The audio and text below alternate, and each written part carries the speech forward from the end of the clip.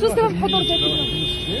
عطينا الاقوال ديالنا فيه صافي شي اللي كاين. يعني واخا نعرفوا التفاصيل ديال منازعة تجارية ما بين نادي رجاء الرياضي واحد الشركة واحدة أخرى اللي جيت شو سبب ترى حضورك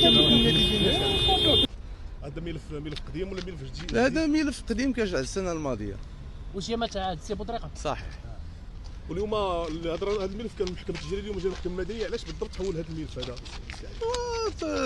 في واحد تحقيق تفصيلي اللي درناه اليوم وصافي.